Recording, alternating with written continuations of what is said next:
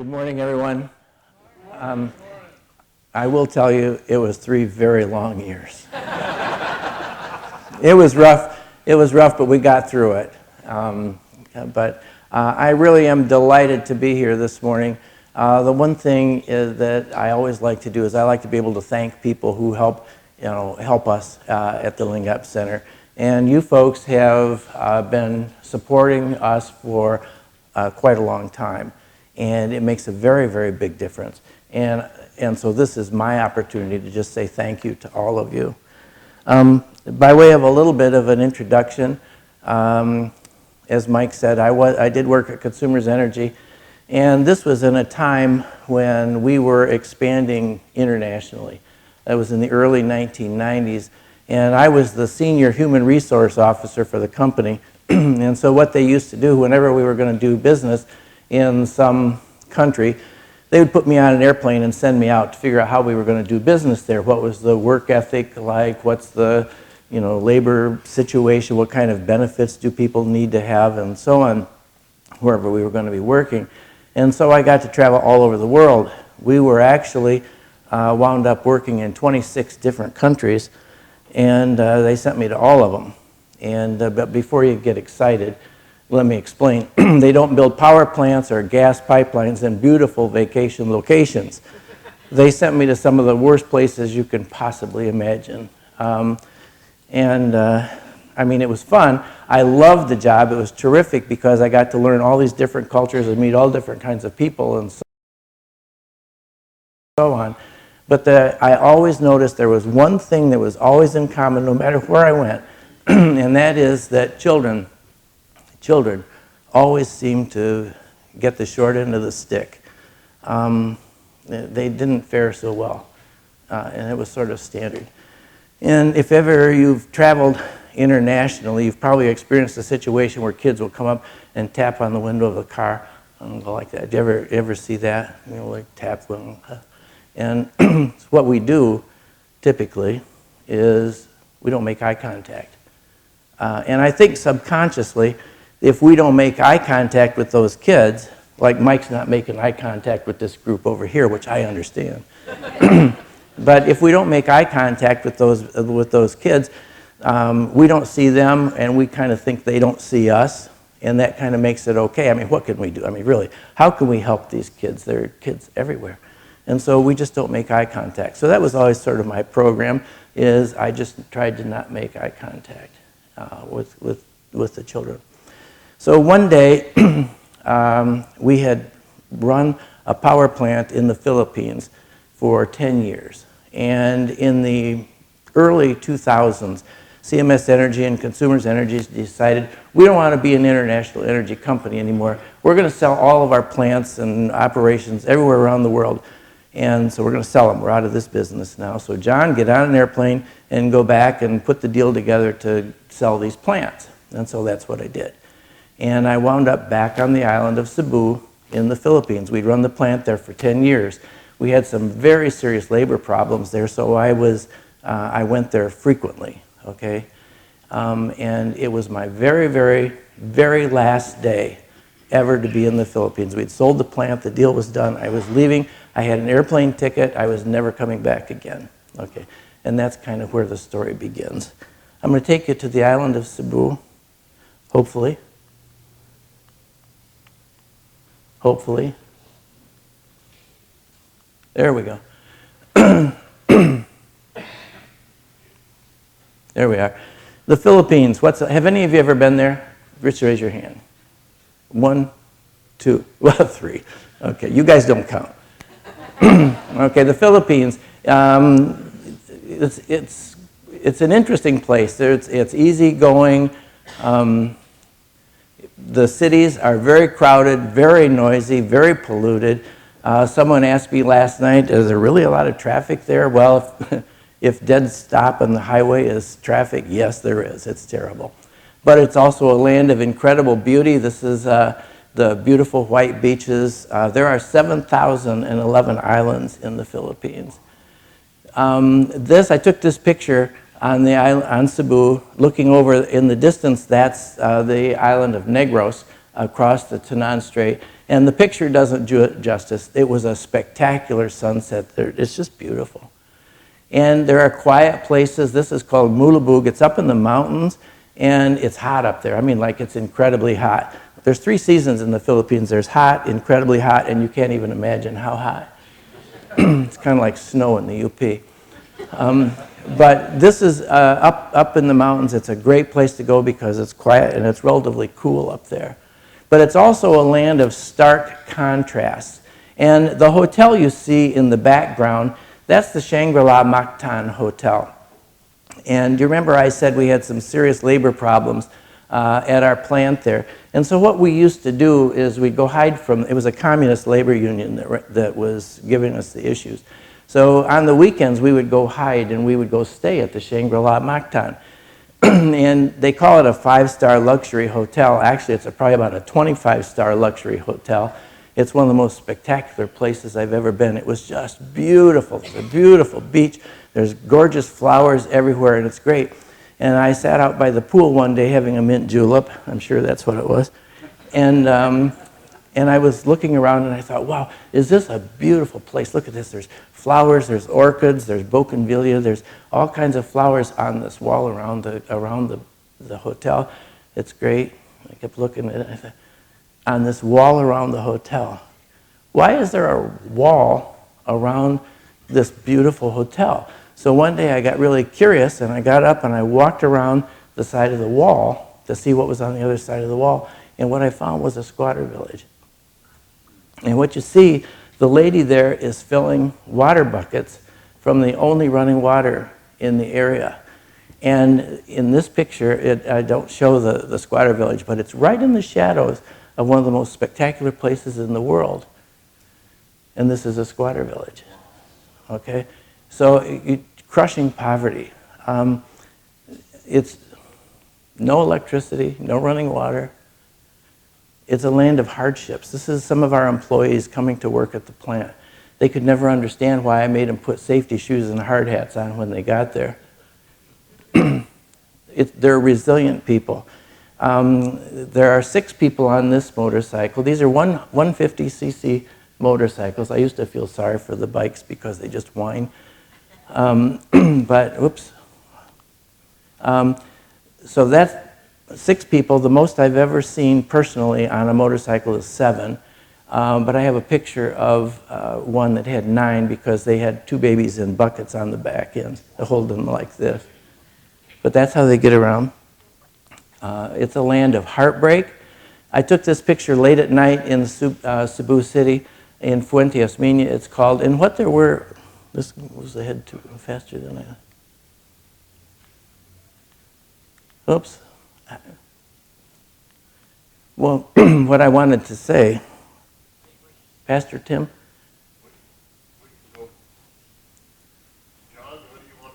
Go back to. Next one. What am I doing wrong here? I don't know. I don't know if it's turned on or not. It's on. Turned on. It's turned on. Now it's turned on. Oh, okay. It's energy. I'm not a high-tech guy. Good looking, but not high-tech. Okay, it's a land of heartbreak. This little boy, well, I took this late at night on the island of, in Cebu City, and there were cars, trucks, and buses missing his feet by inches, by about like this. And you see there's people that are actually literally stepping over this kid, and I'm looking at him, I'm thinking, are you people evil? Don't you see this little boy here on the street? What's the matter with you? And so what I did is I pulled this kid out of the street. But I walked on, and there was another kid, and another kid, and another kid. And so I finally just walked on by, because that's the way it is. That's the way it is. Children don't seem to do very well. It's a land of despair. This mother and her 2 kids were up on this overpass. Did I mention it's hot over there? And on this overpass, they were there every day, and it was incredibly hot, and they were begging. Okay, in the year 2000, I heard that there was a landslide at the municipal landfill in Manila.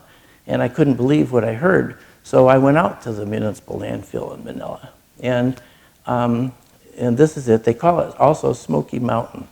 And you see all the haze and the smoke in the background. That's because the garbage, it's so hot over there that the garbage ferments and it makes that smoke.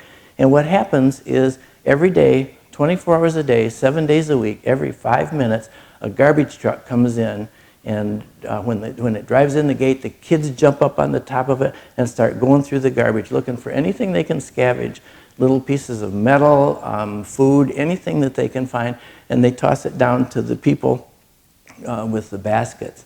And then the truck dumps this load, and when it starts to dump it, the kids will jump off and wait for the next truck to come in. And that goes on 7 days a week, constantly. So I heard that there was a landslide during the rainy season, and that they don't really know how many kids were buried alive. The estimates range from 200 to 800 children, and some of them they never found. I couldn't believe it. So I went out there to take a look for myself. And I'm standing there in the middle of this dump, and the smell was horrendous. I mean, it was just horrible. Got in your clothes, you couldn't, I mean, it was terrible. And I'm standing there in this, and I'm thinking, my gosh, I'm right in the depths of hell. And then there's a Catholic chapel right across the way, and I'm standing in the depths of hell looking at God's promise, and I can't get there from here. How is this possible? How is it possible that this can be? This is down in the dump. You'll notice the kid doesn't have any shoes on. There's broken glass. There's all sorts of stuff. And what they used to do is they would burrow into those piles of garbage and make little cave-like places, and that's where they would live. And that's what happened is, the rain caused the garbage to slide, and that's how they were buried alive. And what they would do is they would find food. The lucky kids were the ones that got the trucks that came from the restaurants. Okay, they got the best food. And they make little cook fires, and they cook the food on it, and they call that pag pag. This is the home of one of the Lingap kids. That's his mother, sister, and little brother. But that's home. This picture, Judy doesn't like me to talk about at all. It's a rough one. But the guy in the red shirt wanted me to have the time of my life. So he said, you like beautiful girl? And I said, well, sure, what have you got? And he says, well, what do you like, young, you like old?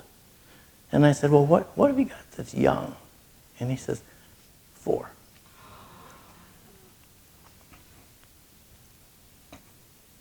How is that possible?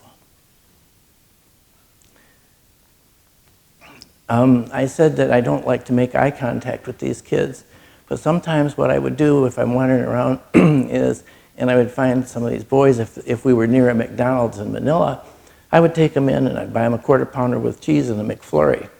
And that's what I did in this picture here. I took these 2 boys into McDonald's and I bought them a quarter pounder with cheese and a McFlurry. I made them split the McFlurry. I don't know why I made them do that. But anyway, and I looked at their faces. These kids smelled, oh my gosh, they smelled bad. And the security guards didn't want me to bring them in, but I did. And I looked at these kids and I thought, my gosh, if a quarter pounder with cheese and a half a McFlurry will make them this happy, can you imagine how happy they would be if you gave them hope, if you gave them a chance at a brighter future? Can you imagine? And that always stuck with me. Well, one day, as I mentioned, CMS Energy decided we didn't want to be an international energy company anymore, so we're going to sell our plant. And it was my last day there, as I said.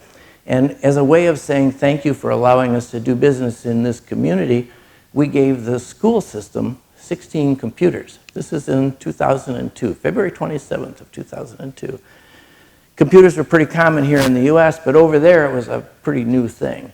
And so the mayor wanted to get some political publicity for helping to bring technology to the city, and I was the senior officer present, and so she asked me, would you go with me to all the places where we're going to put these 16 computers? And by the way, the 16 computers, when added to the school system's computer network, brought the network up to 16. So it was a very big deal. And so I said, well, sure, I'm not leaving until tomorrow, never coming back. And so we got in the car, and we were riding along, and all of a sudden, she turns to me and she says, "Now, you're the orphan guy, aren't you?" That's what I said. Do I look like an orphan? I mean, I feel like an orphan, but do I look like one? And I said, "Well, why would you ask me that?" Well, she had checked me out, and she knew that I was interested in street kids, orphan kids, and so on. She knew I had volunteered a little bit at an orphanage in the Bataan Peninsula. And so I said, "Well, why would you ask me that?" And she said, "Well, we have a facility here in Toledo City that's in desperate need of renovation. Would you be willing to renovate it and run it for us?" That's what I said. Are you serious? I didn't say. Look, you know, this is a different culture, different language, different customs, different everything. And I'm not even good with kids. So why would you want me to do this? So I didn't want to be rude. So rather than say, "You're crazy," I said, "I'll tell you what, why don't you show me what we're talking about?" And so she took me to the old Lingap Center. And by the way, the word Lingap in the dialect means something like emergency shelter, crisis center, or to help, something like that. And so what it is, the building that you see there is a converted pig slaughterhouse. And they had had water supply problems, and they couldn't process pigs anymore. And so they took the pigs out, and they put children in. And as awful as that sounds, you have to recognize that it did save a lot of lives. There were kids alive because of this, but it was a horrible, horrible place. To get into the front door, which was into the kitchen, you had to jump across an open sewer. I went in the kitchen, and they had a refrigerator, and I opened the refrigerator. There were 26 kids there that day. I opened the refrigerator door, and there were 3 Tupperware containers. They were about this big around and about this deep. One had chicken, one had pork, and one had rice. And I said, "Oh, this is the food for today?" And they said, "No, that's for the rest of the month." And I said, "Well, how do the kids eat?" "Well, they forage. In other words, they steal. They go out and steal." That's how they did it. This trough is where they wash their hair, they brush their teeth, they take their bath, they wash their dishes.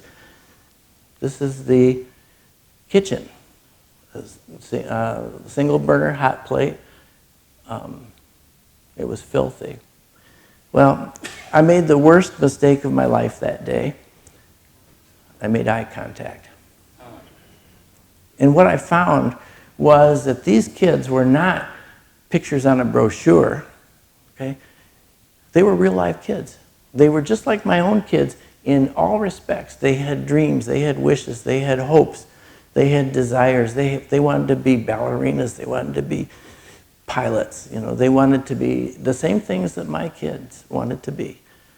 But the big difference was that my kids were going to make it, and these kids had no chance. The Lingap Center was the end of the line. They had no place else to go. And I found out that they had names. There was Roger. There was Marmy, Eileen, Elicio, Marites. They were real kids. But I didn't know what to do.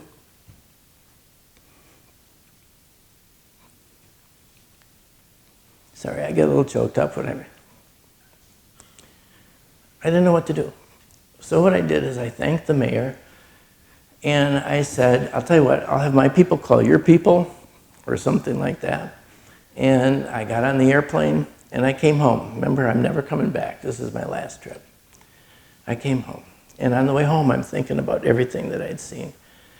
And I decided it didn't happen.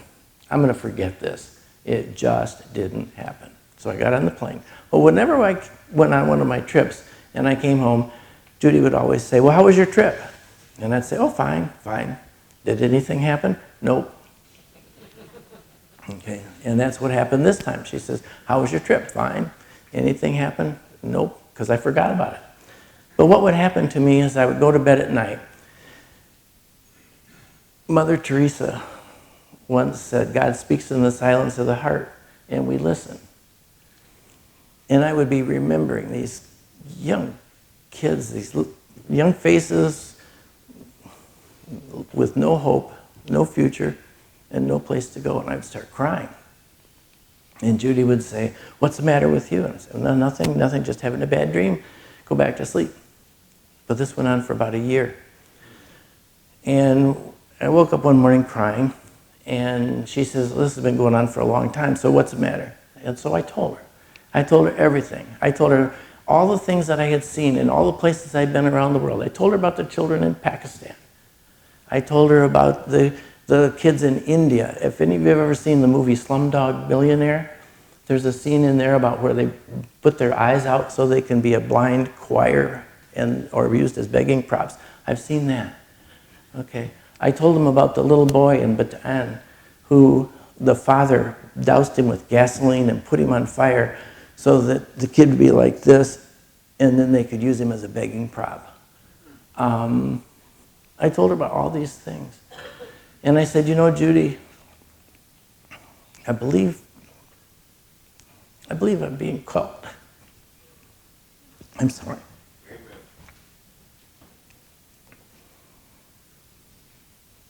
I can't help it. I remember this stuff, okay? I said, "I believe I'm being called, but I am not going to build an orphanage in the Philippines. It ain't going to happen. So one day God's going to call me before him, and he's going to say, 'John, I was calling you. Why didn't you answer?' So I got to come up with a pretty darn good excuse, because I'm not going to do this. So what I'm going to do is I'm going to go over to the Philippines, and I'm going to prove that it can't be done." So I put together a business plan, very extensive, really detailed. I said, "Don't worry about a thing. I'll be back in 2 weeks, and we'll get on with life as we know it." So off I went to the Philippines. And when I got there, it was with God's guidance and goodwill. All the obstacles were overcome. Okay, I'll give you 2 examples. It's a very, very Catholic country. It's like 84% Catholic. And I went to the parish priest and I said, "Father Raul, tell me," I said, "what kind of outreach do you have for the Lingap kids?" And he says, "Well, none. Why would you ask?" And I said, "Well, gosh, you're a man of the cloth and I'm nobody, but doesn't the Bible say something about widows and orphans?" And this is a quote. He says, "Good point." And I said, "Well, what I want you to do is I want you to bring those kids into the church, and I want you, if you do, then what I will do is we will hold, on the 3rd Saturday of every month, we'll have a 3rd Saturday outreach program. You could come, and I will feed any kid who comes." So he agreed, and we've done it ever since. You know, okay, my last excuse. This is it. This is the end of my list. I went to the mayor, and I said, "Well, Your Honor," I said, "I've tried everything. I looked at it, and all the obstacles were overcome, but I'm sorry. I just can't do this because I'm an American. I can't own land in the Philippines, and so thank you very much." I said, "That old Lingap Center is so nasty. If I burned it, you'd have me arrested for polluting the environment. So I'm sorry. Thank you very much. I'm out of here. Goodbye." And she says, "John, please, not so. We will give you the land."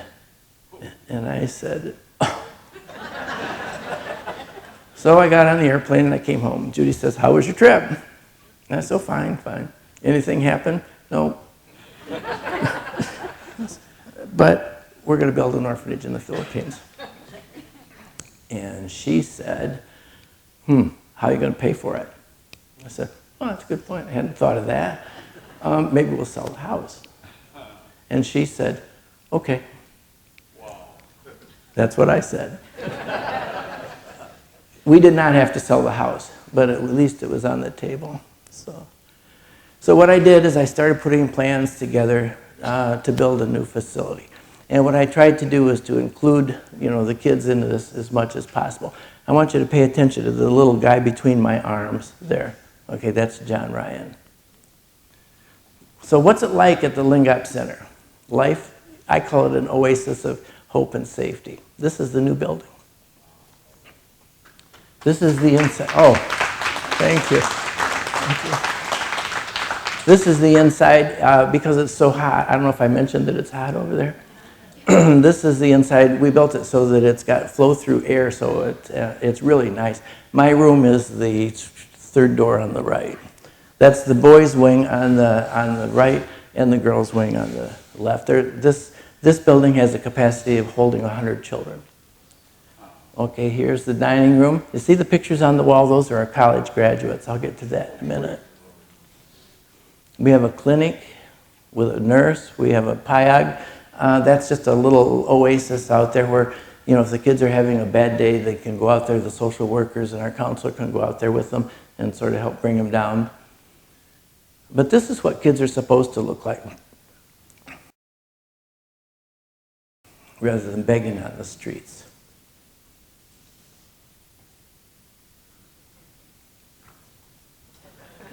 Kids are kids everywhere. They take care of each other. Everybody does their own laundry by hand. They even did Mike's laundry by hand. I gave him a lot of credit for that. And people will say to me, gosh, it's so sad that these kids have to live in an institution. But I always come back with, but you know, living with 100 of your best friends can't be all bad. They're always there for each other. As I said, they are very Catholic, and they pray the rosary on their knees every night before dinner. And the thing that's interesting about this is when they're in it, when they're doing this, they mean it with their entire heart and soul. This is our third Saturday outreach Mass. In January of 2011, the parish priest came out. He was true to his word. And I said I would feed everybody who comes. We do this once a month. On that particular day we had, are you ready for this? Over 5,000 showed up. There they are. And we fed them all. And someone said, well, gosh, isn't that like the story of the loaves and the fishes? And yeah, it is pretty much, except in that story they had 12 baskets of food left over, and we didn't. We had not even the dishes. November 2013, we had Typhoon Yolanda that went through. Worst typhoon in recorded history. The winds came ashore at in excess of 200 miles an hour, sustained, 220. And the kids, it missed us. It was making a direct line towards us, but at the last minute it turned and went north and hit the northern part of Cebu. And so the kids organized a little relief mission. They prepared 1,200 packages, which were rice, some canned stuff, and so on, and the boys baked bread. And then we went up there. I happened to be there the next day. And so we went up, and as we're going by, we saw signs, we need food and water. And people who had nothing lost everything but hope. And here they are lined up. It was very orderly. We expected it to be like chaos, but they weren't. They lined up. It was very orderly. These are the kids passing out the relief thing.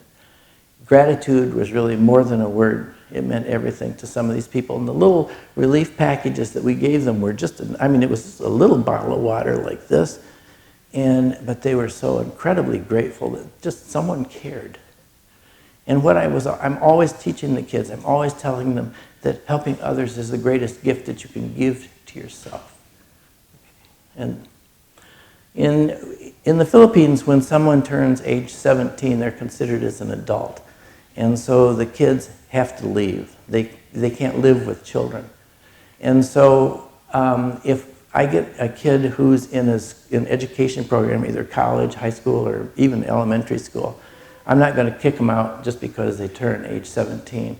So what I did is in 2019, I built a new building to house the older wards so that I could keep them in school. And this has a library, a computer center.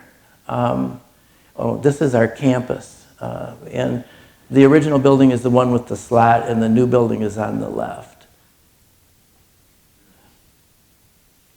Oops. And it has a computer lab. It's really nice. This is our choir. The choir is exceptionally good. In 2016, they were invited to be part of the larger choir that sang at the International Eucharistic Congress in Cebu City. It was the first year ever that the Pope didn't attend the event. But the Lingap kids, there were bishops, cardinals, priests, from all over the world present. And the Lingap kids, the outcasts in that community were in the front row. How's that possible? It's only possible because we responded to God's call. Best part of the day for me anyway is sending them off to school. That's Jillian and Angelito. Angelito's a future Marine, Mike. That's the kids getting in our vehicle. Everybody wears uniforms.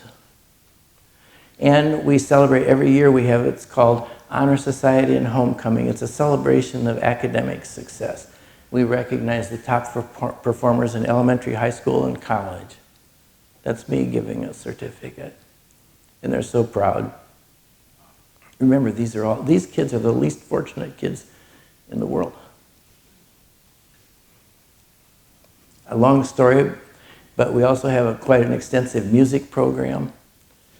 And one of the things they do is they put on this big performance for this, and they make their own costumes. They're very creative. Here's our choir. And learning continues even after school. We have a commercial baking class. One of our cooks used to be a cook at one of the big hotels, and he teaches them to be bakers. We've got kids who've gone on now and operate bakeries.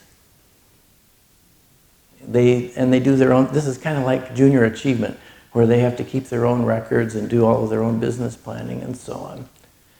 And helping others is the greatest gift. Again, same theme. This is our garden.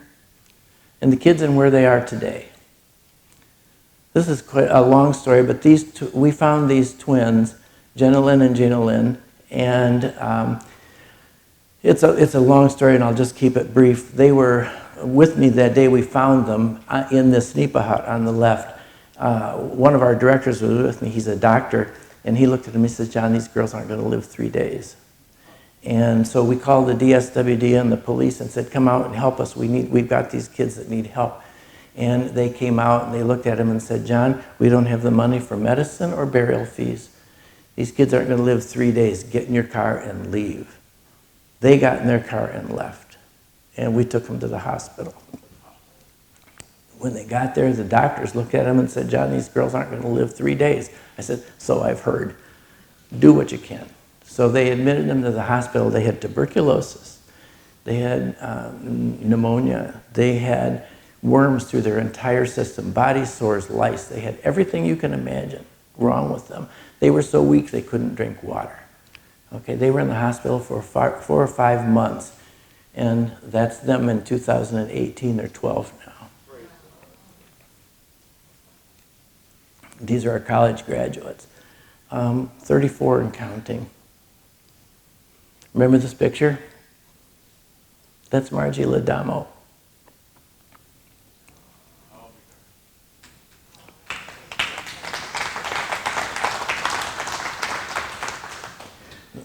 This is Marmy. She's a housekeeping supervisor with Norwegian Cruise Lines. They send me postcards from wherever they go. This is Mark J. Tabo, 4th Engineering Office on Maersk ships. Roxanne has a BS in accounting.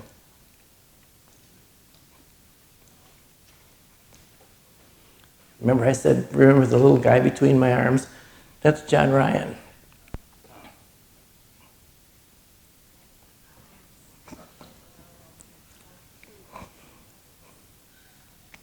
Ryan is currently, he was in his first year of medical school.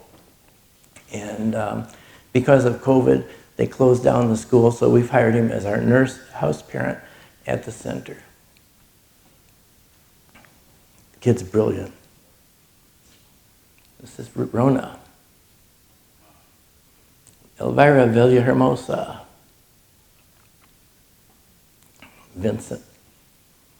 Okay, this picture. This is a tough one for me.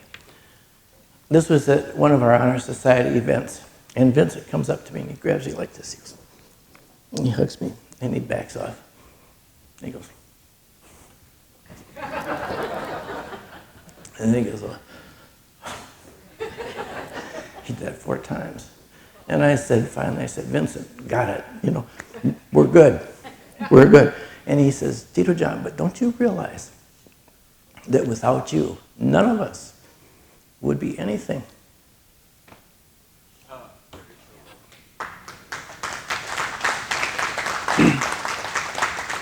this is Judy and me with one of the kids.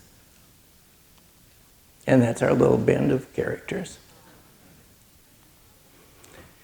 Again, as I said, I'm really delighted for today because it's an opportunity for me to look at all of you and say thank you. You know, I can have all the brilliant ideas in the world, but not any of it would have been possible if not for God's will and people like you. You're the ones that made it possible. Thank you all so much. One thing I would say, I did bring some brochures. They're back in the back. If any of you want any more information about us, we're in here. Oh, we are a 501c3 organization. 100%, because we believe so much in what we're doing, 100% of all the donations we receive go directly to the benefit of the kids because the board and I pay all administrative expenses personally. Because I think people don't want their money going to us. So, just in case you're interested. So, we will be in the back, I think, for a few minutes if anybody has any questions, but thank you all very, very, very much.